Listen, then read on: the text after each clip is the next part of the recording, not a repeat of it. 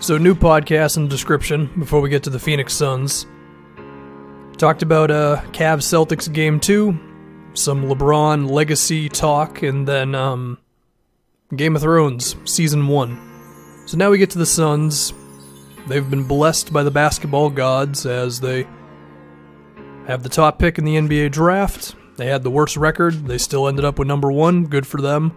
And now they have a chance to pair up Devin Booker with another star player. And all the draft scouts and everything say it's going to be between Deandre Ayton and Luka Doncic. So we're just going to talk about these two.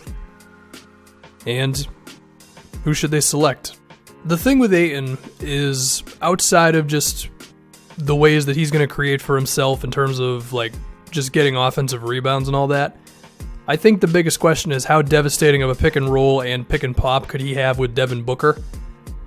A lot of that's going to depend on how good he becomes as a shooter, and his form looks pretty good. He's been willing to shoot mid-range jumpers with college defenders relatively in his face, and I believe his three-point percentage, while it wasn't pretty overall, scouts believe that he can grow into being a good outside shooter.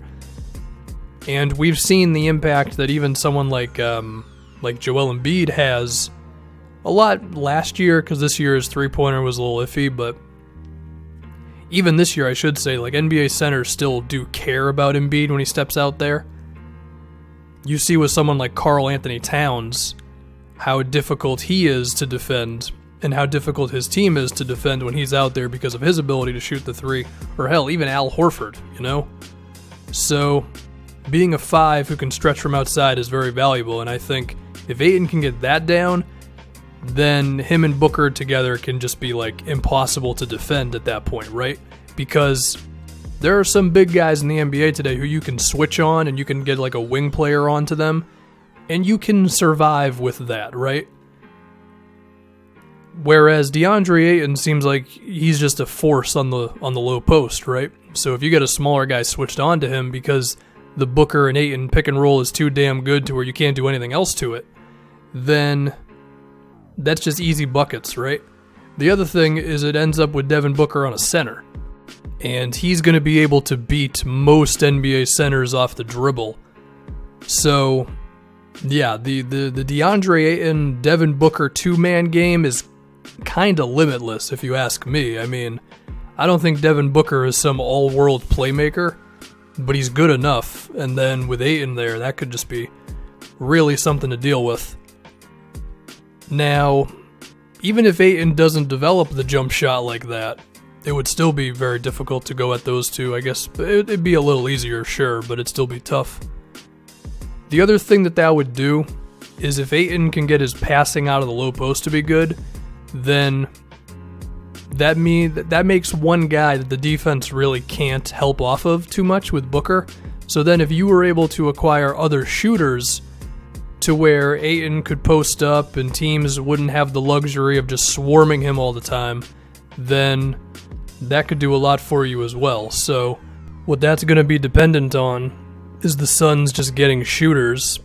And I mean, I'll mention this a little later on, but if you go with Ayton over Doncic, you're losing out on a really good shooter, and then you're just going to have to make up for it in other ways. I mean, yeah, Bender can play the 4 and stretch it out, but between Josh Jackson and TJ Warren, Elfrid Payton's another one, might not have enough shooting around Ayton to have that beautiful spacing around him posted up.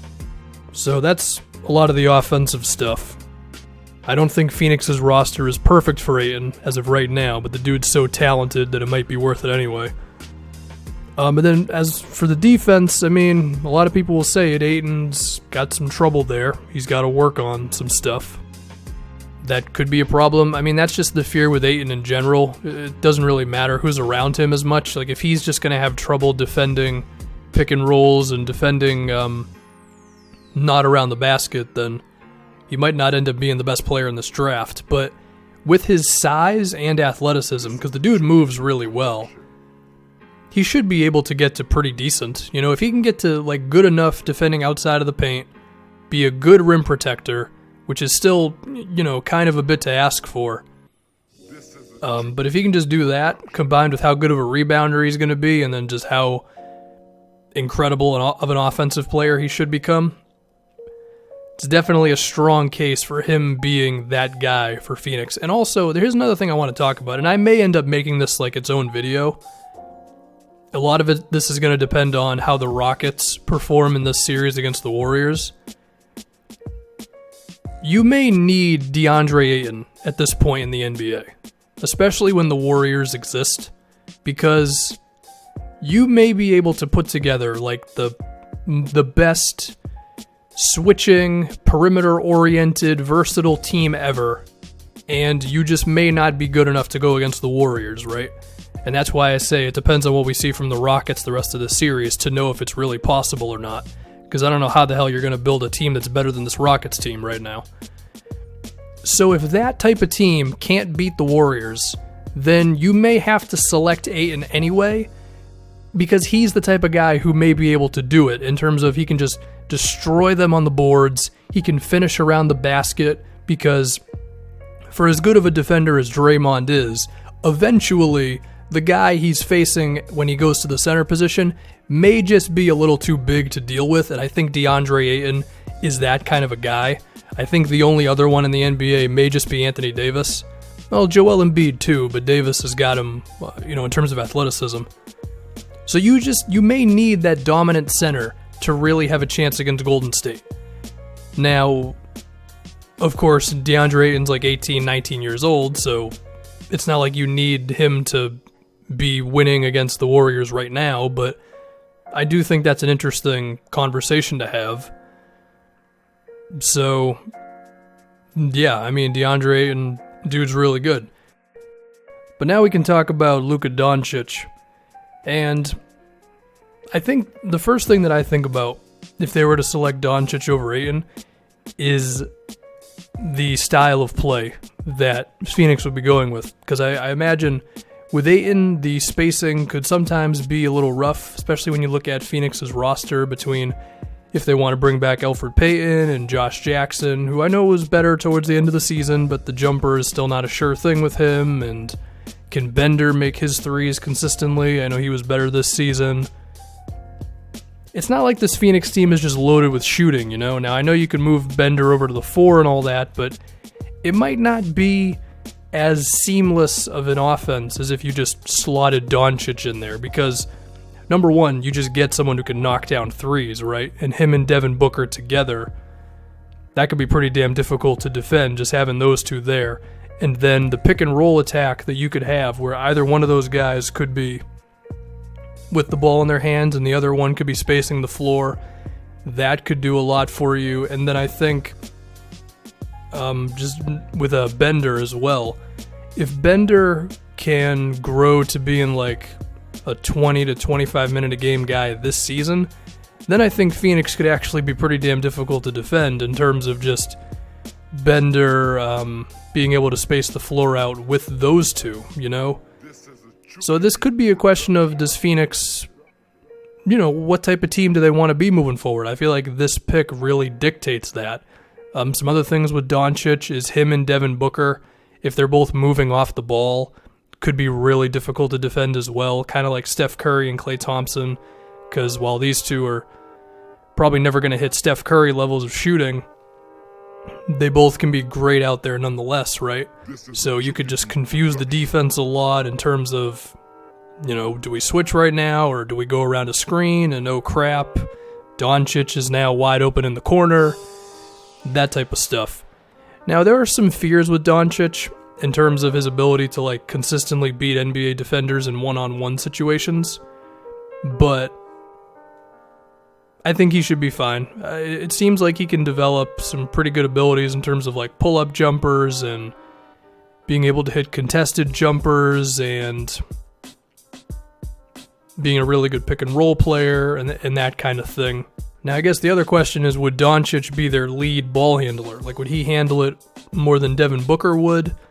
I don't know. I mean, I could picture him. Well, he probably would, now that I think about it, because he's a better passer. I mean, he could be the type of guy who puts up 7, maybe even more assists per game, even if he's not technically the point guard. during the prime of his career. That's another thing with Doncic. I don't totally know what position he is, because of his size at 6'8", I feel like you don't totally need to slot him in at a spot. It's just more so whatever team you're facing, you can defend that guy and probably still be fine. So, yeah, it is an interesting thing, and I don't know if I have a solid answer because, I don't know. With Ayton, I do know that I just said, like, you may need Deandre Ayton to really have a chance against the Warriors because he could just dominate inside like that. But you are taking a risk in terms of the spacing never being beautiful with him at center because he wants to post up and that type of thing. Now, of course, you could fix that by just getting guys who can shoot. And you already have a couple guys on the team in terms of Booker and Troy Daniels and, of course, Bender who can play the 4. But I don't know. It's not perfect. I feel like Bender's shooting is really felt at the center position. I feel like Troy Daniels is not a two-way player who you can play like 30-plus minutes a game. Whereas with Doncic, it just feels like a more free-flowing offense in that sense. Now, of course, again, if Deandre Ayton's jumper can come around and you can run pick and pops with him and Booker, then I think that opens the floor up a lot more. But I don't think it's a sure thing that Ayton's going to be this knockdown shooter as of right now, you know? And then, the thing I mentioned earlier about if you switch the Booker and Ayton pick and roll, that can be very difficult. It's not as difficult to deal with if the other guys on the team can't shoot, So, it's definitely an interesting conversation. It's kind of one of those weird things where I feel like Ayton is probably the better player, but Doncic may just be such a perfect fit for this Phoenix Suns team. Because, again, shooting, spacing, multiple ball handlers, all that stuff that matters in today's NBA. And then, what's interesting is Phoenix has been thinking about, I don't think they're thinking about it. I think they're going to do this. They're going to offer Clint Capella a max contract in free agency. Could that be a better team? Could Doncic, Devin Booker, with the pick and roll attack and three-point shooting that those two can give you, on top of Clint Capella being that perimeter defender who can switch and then grab offensive rebounds and set screens, is that better than just having DeAndre Ayton? I think I might side over to Doncic, but at the same time, you don't want to put all of your eggs into the basket of free agency. I've said that before. But, I don't know. Maybe this is me officially saying that I'd rather go with Doncic than Ayton. Okay, how about this? If you promise me that Phoenix can get Clint Capella, then I'll go with draft Doncic. But because I can't see the future, I guess I'm still going to go with DeAndre Ayton. So that's my pick that probably doesn't mean anything at this point. It's a hell of a decision for Phoenix, We'll just have to see what happens. And then once again, new podcast, Celtics-Cavs Game 2, LeBron Legacy stuff, and then Game of Thrones Season 1.